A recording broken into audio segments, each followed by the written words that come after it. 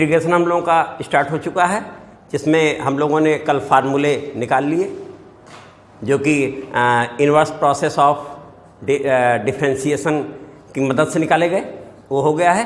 अब क्वेश्चन भी डायरेक्ट जो फार्मूले फॉर्म में वो हो भी जा रहे हैं, आगे आएंगे वे भी लग जाएंगे।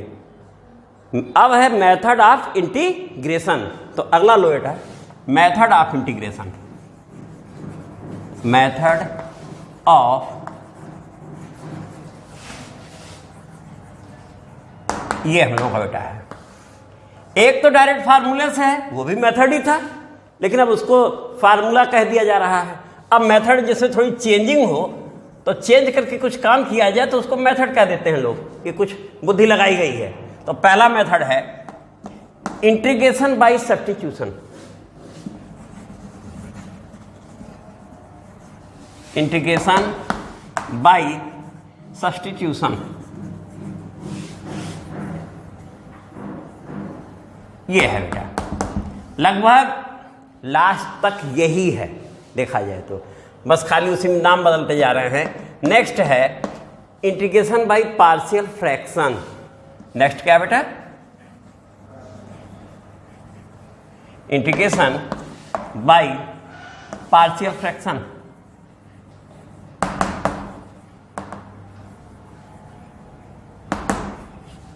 और थर्ड है जब हमारा प्रोडक्ट फॉर्म होगा या डिवीजन फॉर्म होगा तो डिवीजन को भी प्रोडक्ट ऑफ टू फंक्शन के दायरे में ला दिया जाता है। तो प्रोडक्ट फॉर्म में होता है तो उस समय हमारा होगा इंटीग्रेशन बाय पार्ट।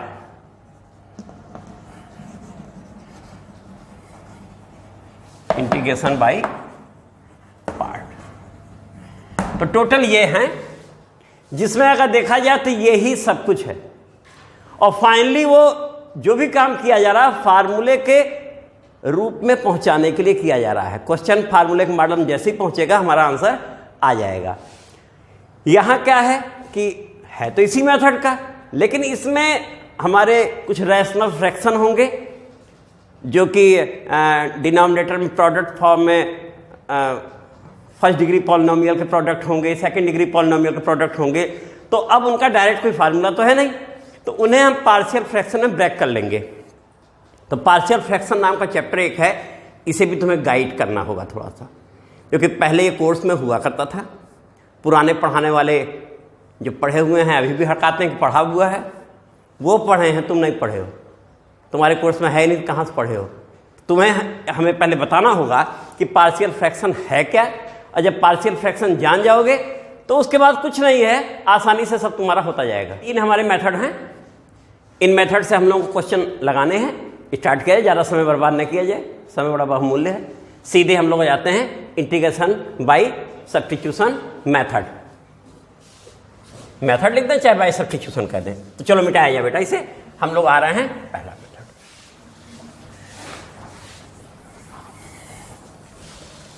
यहां होगा क्या बेटा कि हमारा क्वेश्चन होगा इंटीग्रल एफ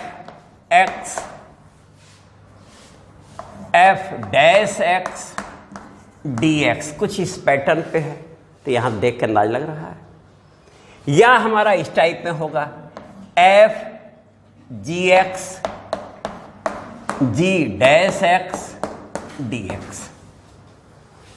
जैसे लग रहा है दो फंक्शन का प्रोडक्ट है बेटा ना, यहां भी प्रोडक्ट जैसा लग रहा है, और हम लगाने जा रहे हैं इसे सब्स्टिट्यूशन मेथड में।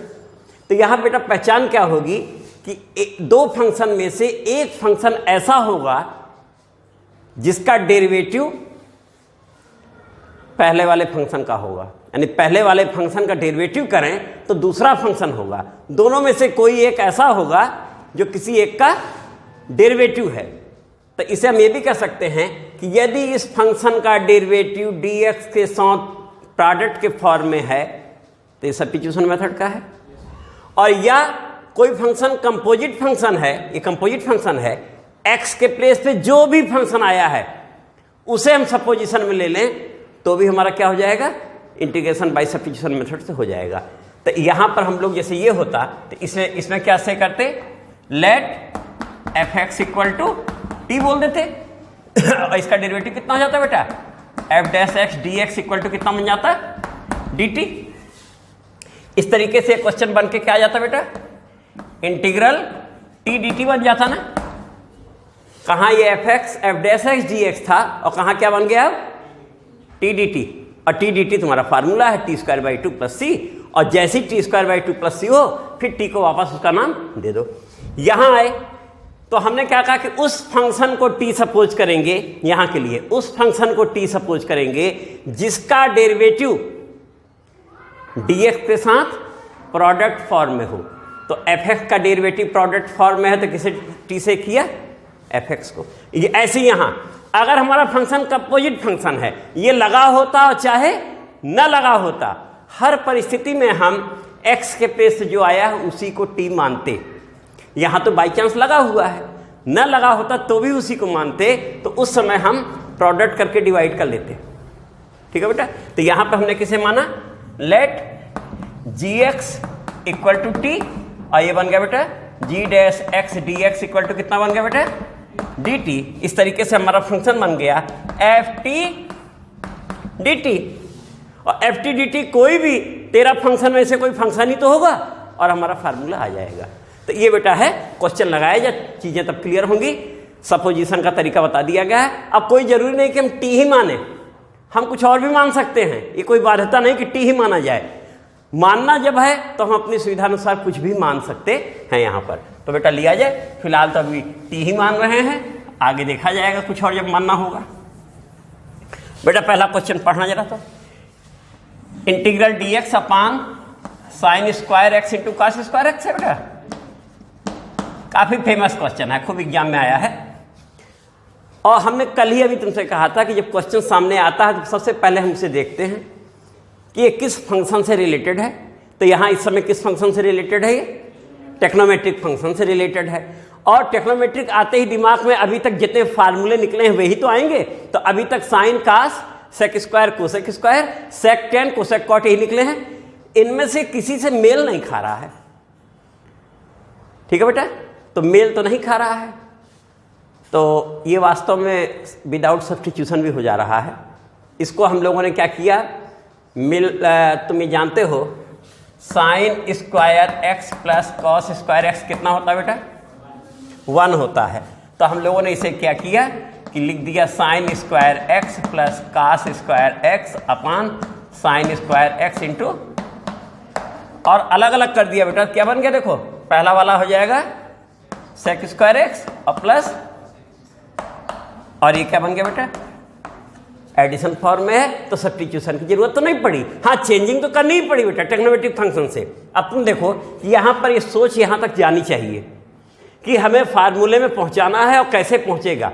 तो तुम्हारे इस मेथड ने इसे फार्मूले में पहुंचा दिया, और सेक का होता है tan x और ये माइनस कॉट एक्स प्लस सी। ये तो बेटा ओरल क्वेश्चन था लेकिन आया है, एग्जाम में आया हुआ है। अगला बेटा बोलना,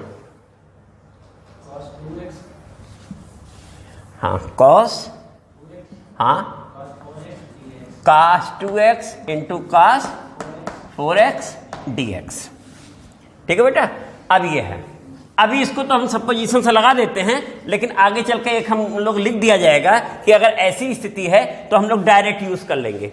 इस समय लगाएंगे और तुरंत वो फार्मूले फॉर्म में लिख दिया जाएगा, जिससे कि वो डायरेक्ट क्वेश्चन होते जाएंगे।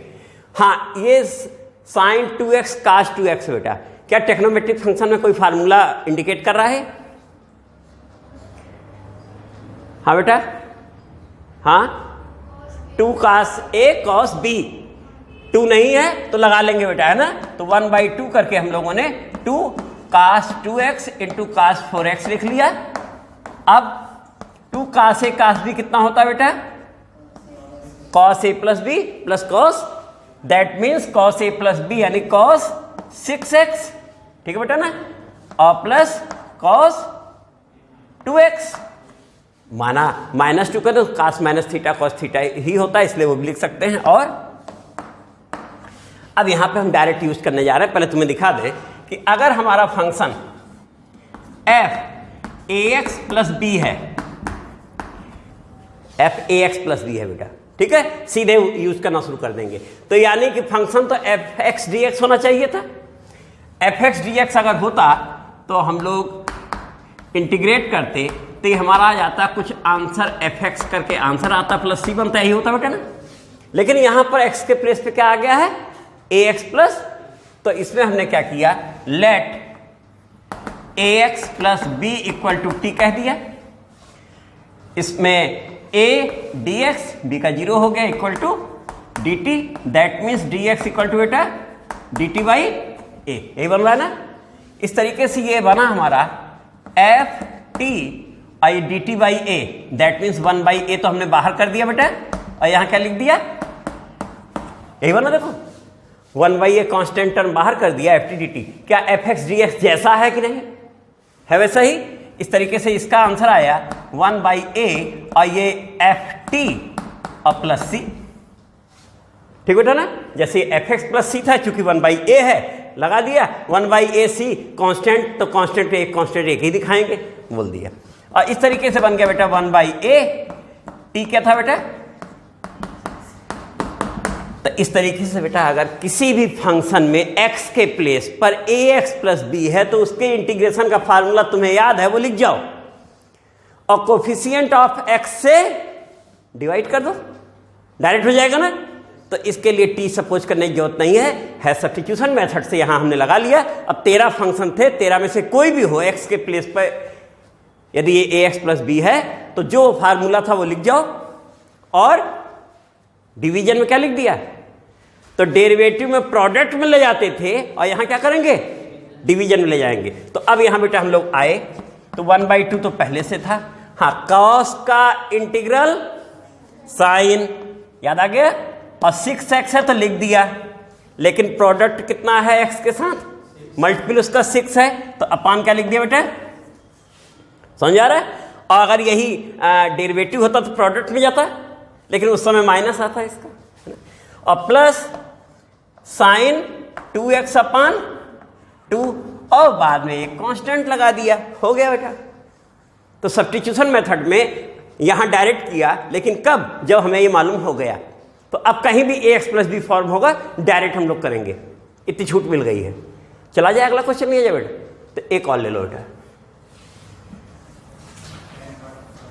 हाँ क्या एक्स क्यूब क्या करके ऐसे है, integral x cube sign tan inverse x power 4, हाँ x पावर 8 dx बेटा, ये हमारा क्वेश्चन है बेटा। इंटीग्रेट दिस या इवेलुएट दिस, ठीक है बेटा।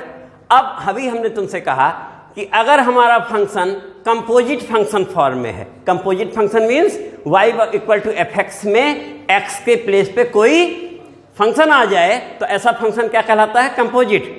तो उस समय वो जो x के प्लेस पे आया उसी को हम t सपोज करते हैं, बेहिचक, परेशान होने की जरूरत ही नहीं, उसी को माना ही जाएगा। तो यहां कंपोजिट में कौन है, तो सीधे सीधे मान देंगे, बहुत दिमाग लगाने की जरूरत ही नहीं कि वही माना जाएगा।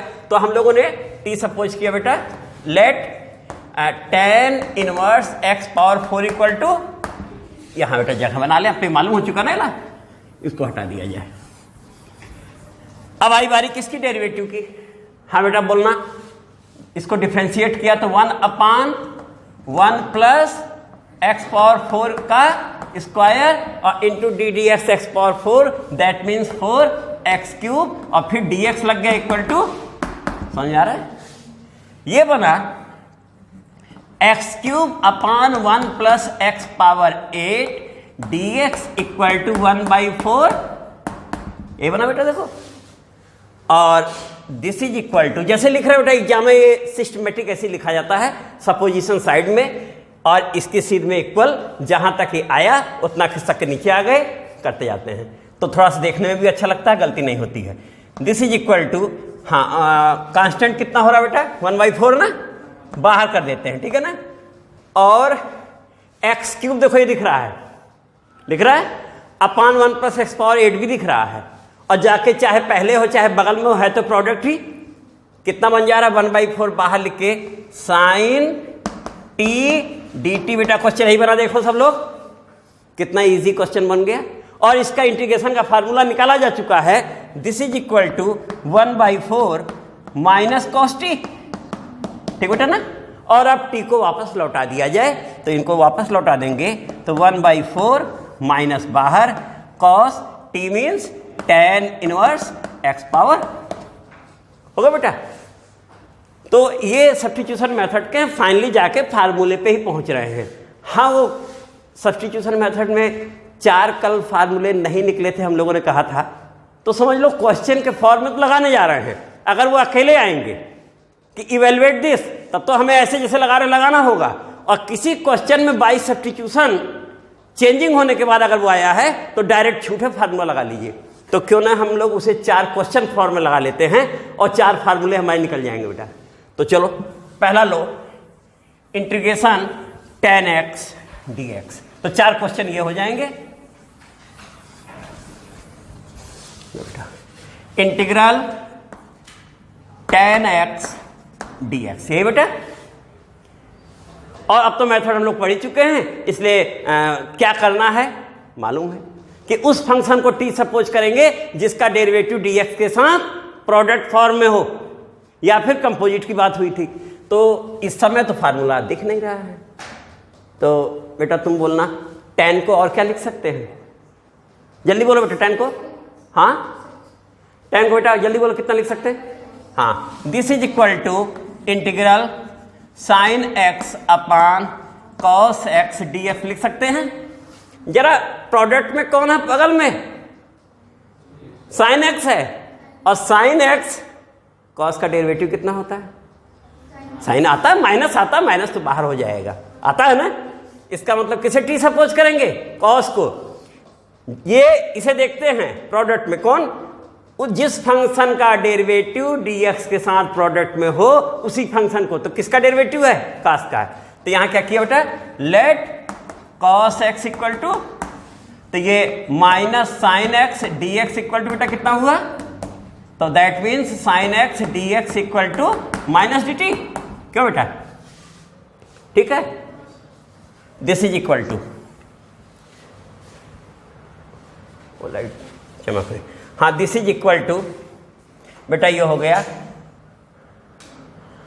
माइनस साइन बाहर लिया हम लोगों ने, ठीक बेटा, माइनस साइन बाहर ले लिया, और ये साइन x dx माइनस लेते हुए dt बन गया बेटा ना। और ये कितना बन गया, t देखो, cos x तो t बन गया, और sine x dx minus dt बन गया, और कल का ये फंक्शन बन गया dx बाई x वाला। तो इसका आंसर क्या हो जाएगा बेटा, माइनस log t बन गया, माइनस log t बन गया, सही बेटा। और प्लस c भी लिख सकते हैं, minus log t plus c हो गया बेटा, ठीक है। अब इतना जब ये हो गया तो तुम्हें ये भी मालूम है log a power m equal to m log होता है, और अगर log a पावर -1 है तो होगा ना। और a पावर -1 का मतलब 1/a। तो अब तुम देख लो ये है, तो क्या इसे हम सबसे पहले तो हम लोग चेंज कर लें, माइनस log t कितना है, cos x है, और प्लस c। अब माइनस log cos x यानी log 1/cos x, तो डायरेक्ट लिख देते हैं log sec x प्लस, ठीक है। ये किताब में ऐसे भी लिखा रहता बेटा, इसका मतलब क्या है, क्यों लिखा है, log में कोई भी वैल्यू, log में जो x के प्लेस पर कोई भी वैल्यू है वो ऑलवेज पॉजिटिव होनी चाहिए। उसे इंडिकेट करने के लिए लिखा जा रहा है कि ये वैल्यू पॉजिटिव होगी, तो हमें तो मालूम है पॉजिटिव होगी, नेगेटिव लेंगे ही क्यों, पॉजिटिव वैल्यू ली जाएगी। ये वैल्यू ऑलवेज क्या ली जाएगी बेटा, पॉजिटिव। क्यों, log नेगेटिव में आगे चलते जब तुम अध्ययन करोगे तो हाइपरबोलिक फंक्शन वगैरह में जब आएगा तो कॉम्प्लेक्स नंबर में चला जाता है बेटा। अभी बार बार जो है वो जिज्ञासा होती है कि नेगेटिव क्यों नहीं ले रहा है, नेगेटिव क्यों नहीं ले रहा है। रियल नंबर के केस में log में नेगेटिव नहीं आता है। जैसे हम लोग कहते थे कि रियल नंबर के केस में स्क्वायर कभी नेगेटिव नहीं होता है, कब होता है, कॉम्प्लेक्स के केस में। ठीक ऐसे ही log भी रियल के केस में अंदर का जो है x है वो नेगेटिव नहीं होता है, कब होता है, कॉम्प्लेक्स केस में। तो खैर वो यहाँ चर्चा का बिंदु नहीं है। हाँ, जिज्ञासा होती है तो हल्की फुल्की जानकारी तो हो जानी चाहिए, नहीं बार बार कुरेदता रहता है ना, क्यों इसको बार बार टाल रहे हैं। तो ये हम लिखें या ना लिखें, यहाँ पॉजिटिव तो लिया ही जा रहा है। हम लोग रियल वैल्यू पे पढ़ ही रहे हैं, सारा अध्ययन रियल वैल्यूज पे हो रहा है, ठीक बेटा ना। तो इस तरीके से log sec x plus C हो गया। अब ये तुम्हें याद रखना है, इसे हम यहाँ साइड में लिख दे रहे हैं कि integral tan x dx equal to, चाहे याद करो minus log cos x plus C, और चाहे याद रखो log sec x plus C. याद रहना चाहिए, दोनों में से कोई भी रहे। अब नेक्स्ट बेटा सेम इसी पैटर्न पे आए, आसानी से तो तुम लोग खुद ही इसको पीट दोगे। क्या है cot x dx। अब बोलना बेटा क्या लिखे, जल्दी बोलो, इतना समय नहीं है। cos x अपान sin x, युग कंपटीशन का है और साथ ही साथ कंपटीशन तो एक किनारे कर लो, ऑनलाइन युग आ गया है, हर काम फास्ट हो रहा है, आदमी के पास समय की कमी है, पलक झपकते ही काम होना चाहिए। तो इसलिए तुम्हारे दिमाग को भी बेटा पलक झपकते ही काम करना होगा, कोई भी क्वेश्चन का आंसर जल्दी सोचना होगा। तो अब यहां पे बेटा जल्दी बोलो, किसे टी सपोज किया जाए, साइन एक्स को, क्योंकि प्रोडक्ट में उसका डेरिवेटिव मौजूद है।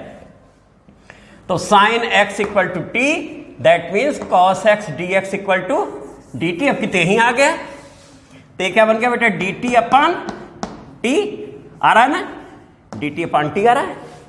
और इस तरीके से क्या बन गया log टी प्लस सी। आपकी निगेटिव साइन तो आया नहीं है, तो ये कितना हो गया log sine x plus C हो गया। तो इसका आंसर ये हो गया। अब तुम खुद ही देखो कि अभी हम कल कह रहे थे कि इससे प्रश्न पूछो, अब तुम खुद ही इससे पूछो तुम किसके इंटीग्रल हो, फार्मूला याद है, तुरंत टपाक से लिख दोगे कि नहीं, क्या आंसर आएगा cot x, तुरंत हो गया कि नहीं। log sin x किसका इंटीग्रल है, तो इसका डेरिवेटिव क्या होगा। यानी किसी को इंटीग्रल के कुछ फार्मूले जो नए हैं उनके डेरिवेटिव तुम डायरेक्ट उस फार्मूले के आधार पर कर सकते हो, तुरंत हो जाएंगे। तो तमाम चीजें आपस में ऐसे ही होती हैं कि जल्दी करने के लिए व्यवस्था ढूंढनी पड़ती है। वो ट्रिक नहीं है, वो तुम्हारे दिमाग की जो है, इतना तुमने मेहनत किया है कि तुम फार्मूले को व्यवस्थित याद रखे हो कि कर दे रहे हो। अदरवाइज कहीं कोई ट्रिक नाम की चीज नहीं होती है, ट्रिक सब तुम्हारा दिमाग व्यवस्थित कर रहा है। जैसे तुम मोबाइल नंबर फीड करते हो तो मोबाइल उसको अल्फाबेट में अपने आप फीड कर लेता है, तो उसमें अल्फाबेट में ले जाओ चाहे न ले जाओ, सारे मोबाइल नंबर व्यवस्थित हो जाते हैं। तो तुम्हें अपने दिमाग को भी इसी ढंग से रखना है कि व्यवस्थित चीजें हो जाएं। तो अगला क्या फार्मूला हुआ बेटा, सेक। हाँ, अब इस पे आ रहे हैं सेक पे। इसमें दो टाइप के हैं बेटा, पहला वाला एक पैटर्न ले रहे हैं, फिर दूसरा ले लेंगे। इस समय sec x dx है, फार्मूला तो नहीं निकला है, हम लोगों ने अपने मन से इसमें क्या किया, sec x plus tan x से प्रोडक्ट कर दिया, और sec x प्लस या यूं कहें न्यूमरेटर डिनोमिनेटर को sec x plus tan x से प्रोडक्ट कर दिया, ये भी कह सकते हैं, multiplying numerator and denominator by sec x plus tan x कर तो दिया। लेकिन ऐसा क्यों किया, क्योंकि सब्स्टिट्यूशन में हमने कहा कि उस फंक्शन को टी सपोज करते हैं जिसका derivative ds some product form में हो। तो देखा जाए sec का डेरिवेटिव sec x इंटू, देखो sec x into tan x दिख रहा है, और tan का sec स्क्वायर दिख रहा है। इसका मतलब ये व्यवस्था से व्यवस्थित हो गया है क्वेश्चन। तो किसे टी सपोज करें, तो यहां हमने किया let sec x plus tan x equal to बेटा कितना हो गया t, तो ये बन गया sec x tan x plus sec square x dx equal to कितना आया बेटा dt। और इस तरीके से हमने sec x बाहर ले लिया और लिख दिया इसे sec x plus tan x, question की तरह। इसका वाला sec यहां लिख लिया, ये यहां लिख दिया, लिख सकते हैं हम लोग, क्रम चेंज कर सकते हैं। तो dx इक्वल टू dt, ठीक है बेटा। अब जब इतना लिख ले गए हम लोग, तो तुम्हारा क्वेश्चन क्या बन गया बेटा, dt बाई कितना सिंपल क्वेश्चन बन गया। यानी हमने यहां व्यवस्था सोची कि कौन सा ऐसा फंक्शन प्रोडक्ट करें कि जिसे t मानने से वो डेरिवेटिव भी बन जाए। ये तो किया गया, करना नहीं है इस समय, तो क्वेश्चन समझ लो लग रहा है। आगे चल के जो फार्मूला इसे हम याद कर लेंगे, ये फार्मूला भी है। तो ये dt अपॉन t बना बेटा, क्या आया log t plus c, that means log sec x plus tan x always taken as positive होगा। ये जो भी वैल्यू है पॉजिटिव है, और प्लस सी हो गया बेटा। तो इस फार्मूले को हम यहां साइड में लिख देते हैं।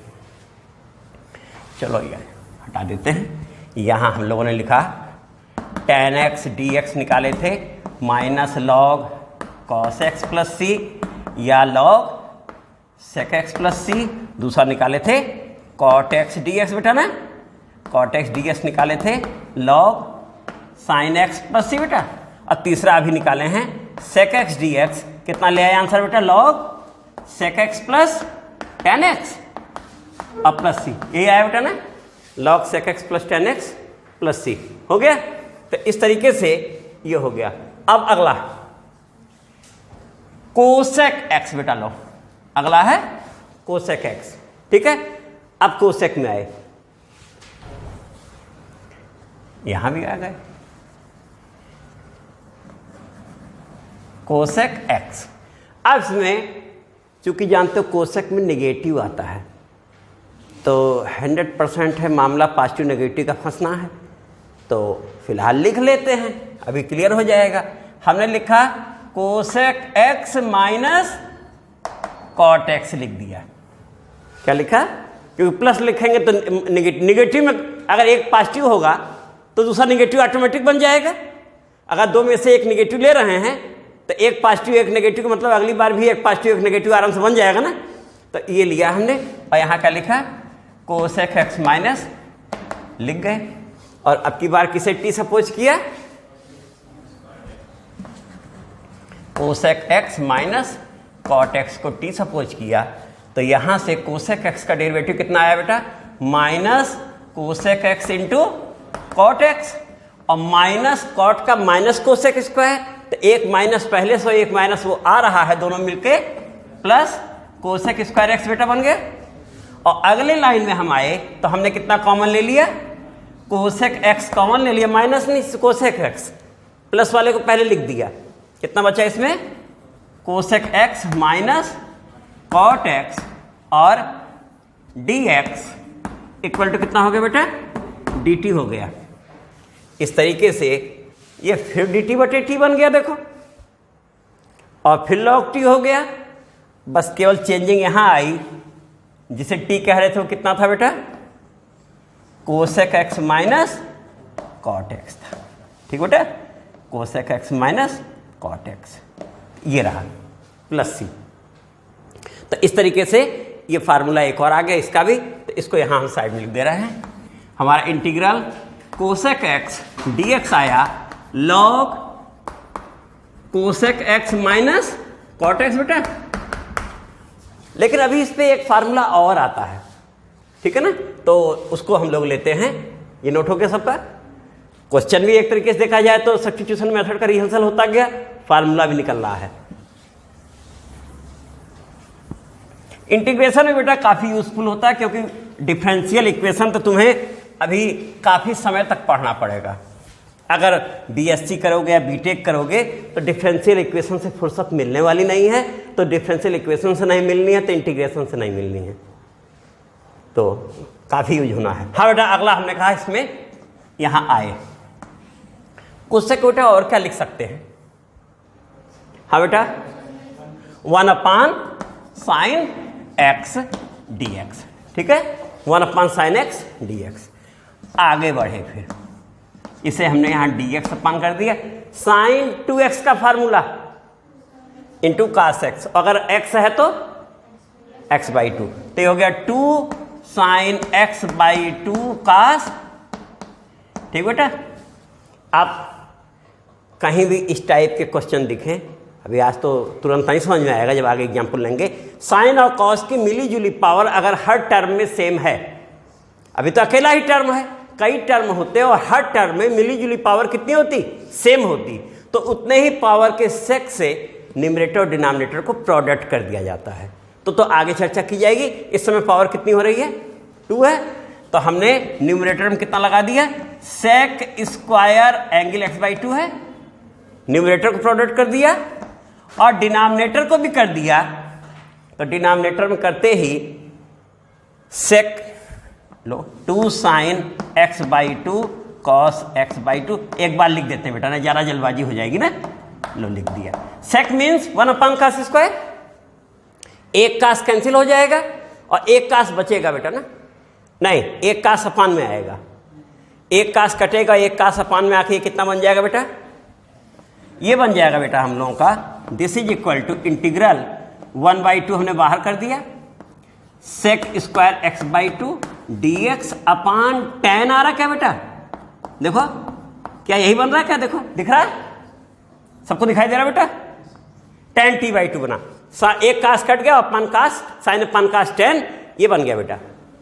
ठीक है, अब जब ये हमारा इतना बन गया तो उस फंक्शन को t सपोज करते हैं जिसका डेरिवेटिव प्रोडक्ट में हो, tan का डेरिवेटिव sec² होता ही है, तो हम लोगों ने लेट tan t/2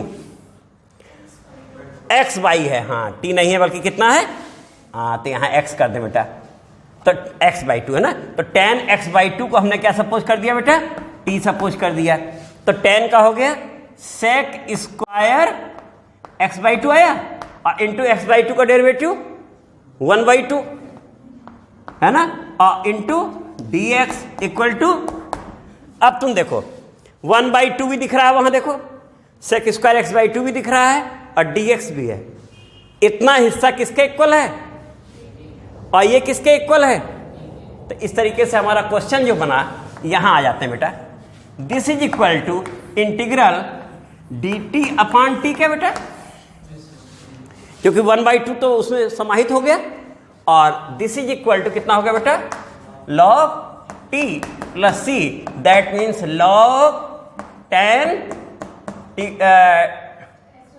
x/2 ना बेटा प्लस c। तो इस तरीके से तुमने देखा कि इसका आंसर ये आया, इंटीग्रल कोसेक x dx की वैल्यू कितनी आई बेटा, log tan x/2 plus c आई क्या बेटा, इसी का integral log cosec x minus cot x भी आया था, और इसी का भी जब हमने निकाला तो log tan x/2 plus c आया। सेम इसी प्रोसीजर से बेटा अगला लेंगे ना, कर लिया जाता है जिसे, छोड़ा क्यों जाए, है ना, अगला क्या है बेटा, इसी वे में अगला भी लेंगे। तो इसके दो फार्मूले, ये पॉपुलर फार्मूला सबसे ज़्यादा ये यूज होता है, और सेक वाले में ये ज़्यादा यूज होता है, लेकिन टिक लगाने के क्वेश्चन में अगर हमें दोनों याद हैं तो काम तेजी से हो जाएगा। तो अगला क्या है बेटा, सेक x dx, इसे कितना लिख दिया 1/, और हम नकल कर रहे हैं इस वाले की, इसलिए अगले स्टेप में हमने कॉस को क्या लिख दिया, sin π/2 plus sin π/2 plus theta कितना होता है बेटा, cos थीटा होता है ना, तो sin π/2 plus theta cos theta होता है, तो sin π/2 प्लस x, सही बेटा यहां तक। और अगले स्टेप में आए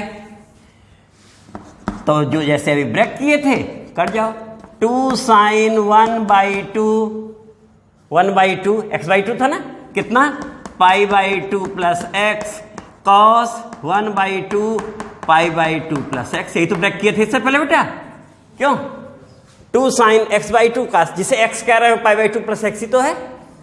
इस तरीके से अगले स्टेप में आए तो 1/2 हमने बाहर कर दिया, और ये कितना हो रहा है π/4 प्लस x/2 है, देखो that means sec² π/4 plus x/2 से न्यूमरेटर को प्रोडक्ट कर दिया, और डिनोमिनेटर हम डायरेक्ट लिख दे रहे हैं बेटा, एक कॉस कट जाएगा और tan बन जाएगा, ठीक है ना, तो ये बन गया tan π/4 प्लस x/2 बन गया बेटा।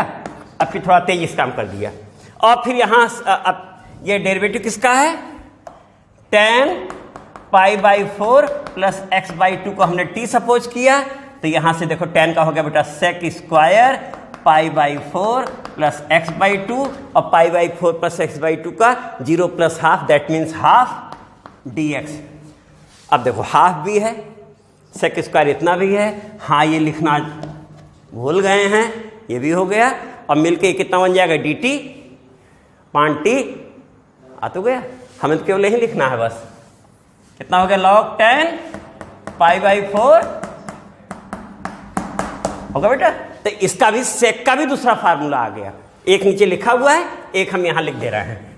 तो integral sec x dx equal to log tan pi by 4 plus x by 2 बेटा और प्लस सी। तो इस तरीके से हम लोगों ने tan cot sec cosec चारों फार्मूले निकाल लिए हैं। अब हमारे पास 10 फार्मूले हो गए टेक्नोमेट्रिक फंक्शन के। याद रहेगा, क्वेश्चन आसानी से होते जाएंगे। बाकी सब्स्टिट्यूशन में अभी कल रिहर्सल किया ही जाएगा, अच्छे क्वेश्चन होते हैं। आगे भी हमने कहा सब सब्स्टिट्यूशन मेथड है, तुम्हें याद क्या रखना है बोल दिया गया है, तो कल फिर लगाया जाएगा बेटा। Thank you.